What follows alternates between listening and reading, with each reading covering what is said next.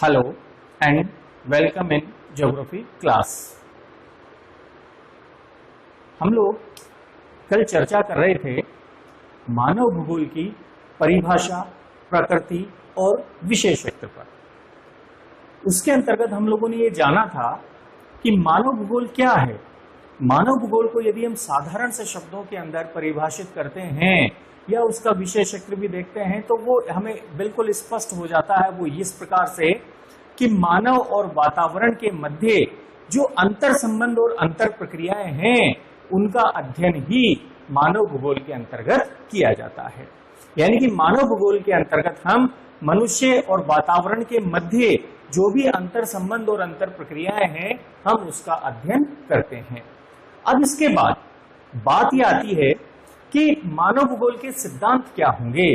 चूंकि हम जानते हैं कि मानव भूगोल जो है उसमें मनुष्य को एक केंद्रीय स्थान प्रदान किया गया है। यानी कि जितनी भी विषय वस्तु है भूगोल की, यदि हम बात करें, यदि हम भूगोल की विषय वस्तु पर चर्चा करते हैं तो ये अगर भूगोल की विषय वस्तु है तो उसका जो केंद्र बिंदु है ये केंद्र बिंदु तो मानव है। यानी कि मनुष्य जो है इस पूरे के पूरे अध्ययन का केंद्र बिंदु माना जाता है। क्यों माना जाता है? क्योंकि हम बहुत अच्छी तरह से जानते हैं कि मनुष्य एक सक्रिय कारक है, निरंतर कार्य करता रहता है। इसके द्वारा किए जाने वाले जो विभिन्न क्रियाकलाप हैं ये लगातार प्राकृतिक वातावरण को प्रभावित करते रहते हैं, उसके अंदर परिवर्तन करते रहते हैं। लेकिन साथ ही यहाँ पर यह बात भी बिल्कुल स्पष्ट है कि इनके द्वारा यानी कि मनुष्य जो अपने क्रियाकलापों से प्राकृतिक वातावरण को प्रभावित करता है तो वहीं उस प्राकृतिक वातावरण से स्वयं भी प्रभावित होता है। तो इस प्रकार से ये जो अंतर संबंध पाया जाता है, एक दूसरे को प्रभावित करना और एक दूसरे से प्रभावित होना, इस प्रकार का अध्ययन हम मानव भूगोल के अंतर्गत करते हैं। तो इसी रूप में हम आज जो इस विषय पर चर्चा कर रहे हैं वो आती है मानव भूगोल के सिद्धांत, जिसको कि हम यूं कह सकते हैं प्रिंसिपल्स ऑफ ह्यूमन ज्योग्राफी।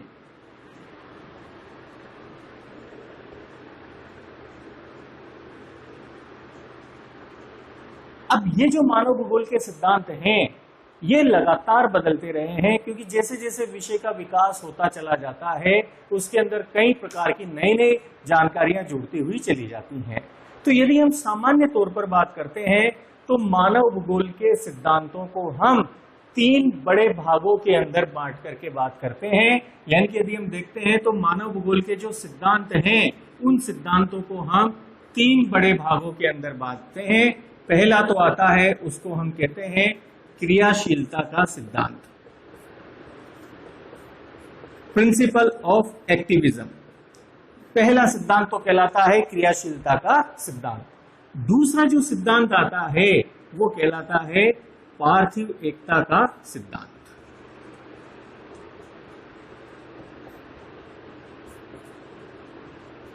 और तीसरा जो सिद्धांत आता है उसको हम कहते हैं वातावरण समायोजन का सिद्धांत। ये तीन सिद्धांत मानव भूगोल के अंतर्गत प्रमुख रूप से माने जाते हैं। पहला क्या है? क्रियाशीलता का सिद्धांत।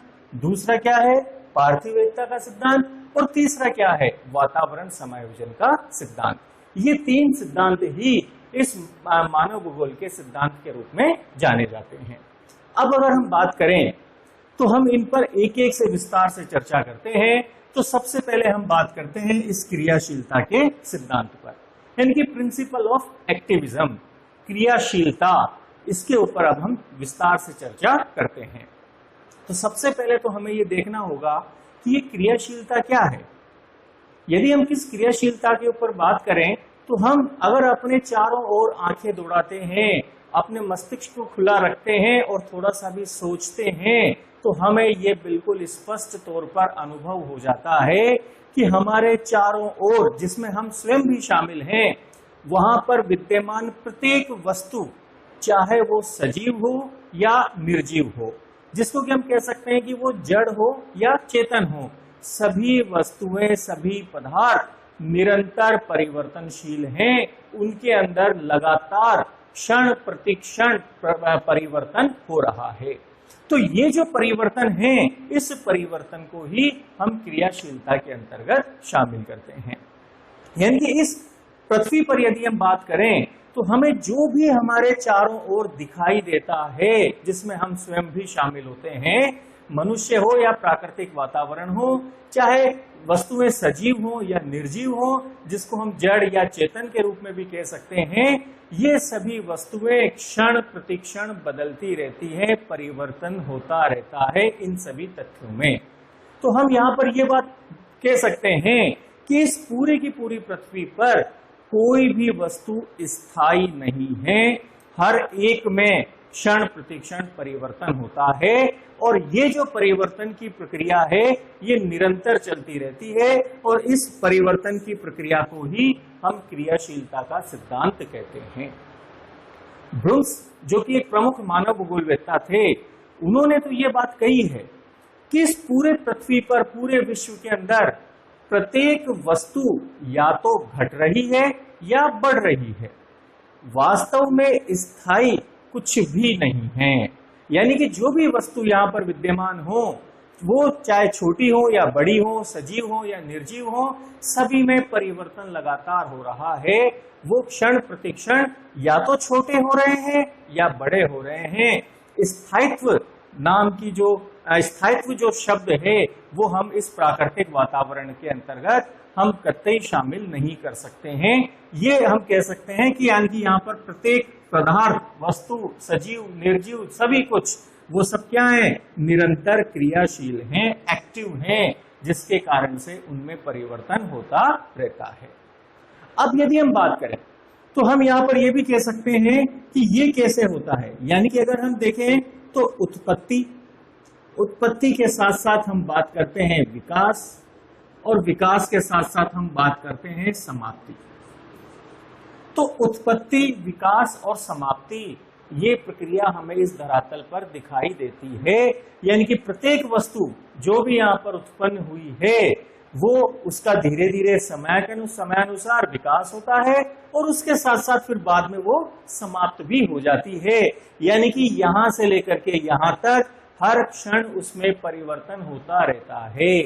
हम जब जन्मते हैं तब हम छोटे से थे, धीरे धीरे हमने विकास किया, और धीरे धीरे हम अपनी आयु पूर्ण करके समाप्ति की ओर भी चले जाते हैं। इस प्रकार की अवस्थाएं सजीवों में ही नहीं, हर पदार्थ के अंतर्गत हमें देखने को मिलती हैं। चाहे वो किसी भी प्रकार का हो, प्राकृतिक पर्यावरण हो, चाहे सांस्कृतिक पर्यावरण हो, ये लगातार परिवर्तन करते रहते हैं। इनमें क्षण प्रतिक्षण परिवर्तन होता रहता है। इसी को हम क्रियाशीलता का सिद्धांत कहते हैं। अब बात यहां पर ही आती है कि ये क्रियाशीलता क्या होती है, क्यों होती है, क्या कारण है कि जिसके द्वारा क्षण प्रतिक्षण हमें परिवर्तन होता हुआ दिखाई देता है। यानी कि इस क्रियाशीलता के पीछे क्या क्या कारण हो सकते हैं, उसके पीछे हम बात करते हैं। तो क्रियाशीलता के कारक क्या क्या हैं, इसके ऊपर यदि हम चर्चा करें तो इन्हें हम 3 भागों के अंतर्गत बांट सकते हैं। सबसे पहली चीज जो आती है उसको हम कहते हैं भौतिक शक्तियां। इनके कारण से भी क्रियाशीलता पाई जाती है। दूसरा कारण है उसको हम कहते हैं जैविक शक्तियां, और तीसरा कारण है वो है मानव शक्ति। इन 3 कारकों की वजह से हमें लगातार क्रियाशीलता दिखाई देती है। अब यदि हम बात करें तो ये भौतिक शक्तियां क्या है, इन भौतिक शक्तियों के अंदर यदि हम चर्चा करें तो सबसे पहली बात आती है वो आती है हमारे ग्रहीय संबंध। जैसा कि हम अच्छी तरह से जानते हैं कि पृथ्वी सौरमंडल का एक ग्रह है, और ये अपनी धुरी पर भी एक चक्कर पूरा करती है और सूर्य के चारों ओर भी परिक्रमा करती है। यानी कि जिस पृथ्वी में हम रह रहे हैं वो पृथ्वी ही लगातार भ्रमण कर रही है, चाहे वो घूर्णन गति के रूप में हो या परिक्रमण गति के रूप में हो, रोटेशन हो या रिवोल्यूशन। इन दोनों गतियों के कारण से इस पूरी पृथ्वी के अंदर हर एक पदार्थ के अंदर गतिशीलता पाई जाती है। क्योंकि जिसमें हम रह रहे हैं वही गतिशील है, तो हम स्थायी तो हो ही नहीं सकते हैं। इसके कारण से ही हमें कभी तो दिन छोटे होते हुए दिखाई देते हैं, कभी दिन बड़े होते हुए दिखाई देते हैं। ये परिवर्तन, मौसम बनना, जलवायु का परिवर्तन होना, विभिन्न प्रकार की वायुमंडलीय घटनाएं, ये सभी हमें लगातार दिखाई देती रहती हैं। उसके पीछे कारण है पृथ्वी के ग्रहीय संबंध। अब दूसरी जो बात हम यहाँ पर करते हैं कि उसके साथ साथ, ग्रहीय संबंध के साथ साथ, हम जानते हैं कि हमारी पृथ्वी पर आंतरिक और बाह्य शक्तियां लगातार कार्य करती रहती हैं। यानी कि ये जो एंडोजेनेटिक फोर्सेस और एक्सोजेनेटिक फोर्सेस हैं, ये लगातार कार्य कर रही हैं। इनके कारण से भी धरातल पर हमें लगातार परिवर्तन दिखाई देता है।